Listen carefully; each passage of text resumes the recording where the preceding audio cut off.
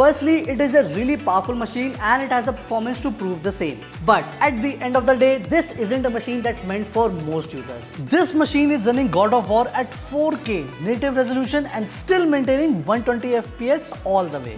Hello everyone, this is Yatnesh from Digit.in and beside me is the Alienware Aurora R15. It is a pre-built gaming desktop and it is super powerful and super expensive. Now, machines like these are a rare sight in India, especially because gamers over here prefer to assemble their own gaming setups. But at the end of the day, this isn't a machine that's meant for most users. You see, these are specifically geared towards professionals, esport athletes and the ultimate power user who do want the best performance for their buck, but their buck is a lot bigger than ours. Does this pre-built offers the best possible performance the money can buy? Well, let's find out together. The desktop is powered by an Intel Core i9-3900KF CPU. It has 24 cores in total with 8 performance cores and 16 efficiency cores. And the CPU sits on a proprietary motherboard. The board only has 2 RAM slots, so future upgradability is not an option. But the desktop itself comes with 32GB DDR5 memory running in quad channel mode at 4800 MHz. The GPU in this thing is a humongous RTX 4090 and it is so big that Dell has gone to extra lengths to fit this in here. The inside space is also very cramped, so you cannot fit any additional capture card here as well.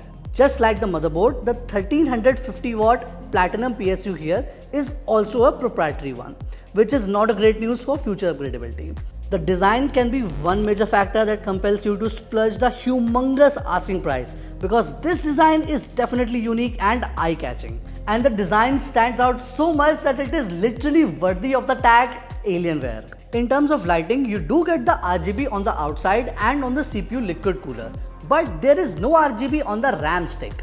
Now I know that Dell was going for a sort of stealth aesthetic on the inside, but I still would have preferred the option to at least have RGB on my RAM stick.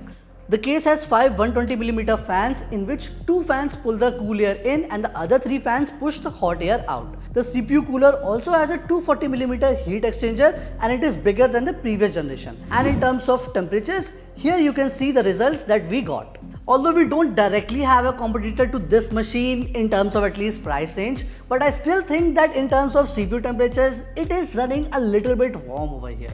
What's really impressive though is the fan noise, as even during an intense gaming session, the fans do not exceed 45 decibels. Now, you can manually spin the fans really fast and at which point they will be 70 decibel loud, but that's just unnecessary. And now, in terms of performance, this machine is an absolute overkill.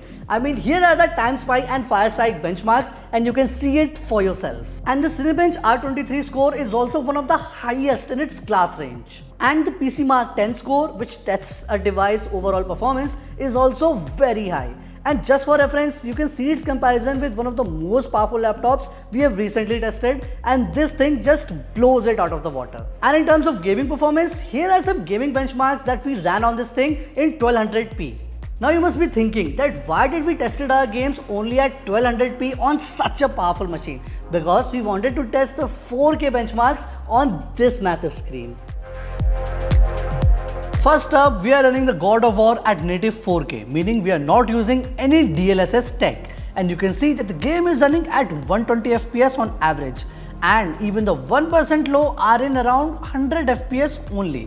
Overall, this game is running really well. Next up, you can see the Assassin's Creed Odyssey and we are running a benchmark over here. And you can see that I have kept the VSync and the FPS limit off. And we are getting consistently close to 100 FPS in native 4K resolution. And I would say that the overall performance is very good. Up next is Doom Eternal, and this machine is easily achieving close to 200 FPS at native 4K without breaking a sweat.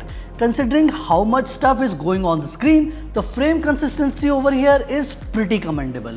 Moving on, we have the Dirt 5 at 4K high graphical preset. The game is easily able to maintain more than 150 FPS. Lastly, we have the Metro Exodus Enhanced Edition, and it is the most demanding titles amongst the bunch. We are currently running the game at native 4K with high graphics and ray tracing also set to the highest. And you can see that the Alienware is still maintaining close to 60 FPS even in areas where there's a lot of stuff happening on the screen. So in conclusion, this machine has few very awesome pros. Firstly, the performance. This machine is an overkill and it has the specs and the performance to prove the same. But this machine has a few cons as well, starting with the price to performance ratio, which is really not as good. Secondly, the upgradability options on this thing are also pretty limited. And thirdly, any GPU bigger than an RTX 4090 will literally not fit in here because this space is very cramped. So what do you guys think about this machine? Let us know in the comment section below and I will see you guys next time.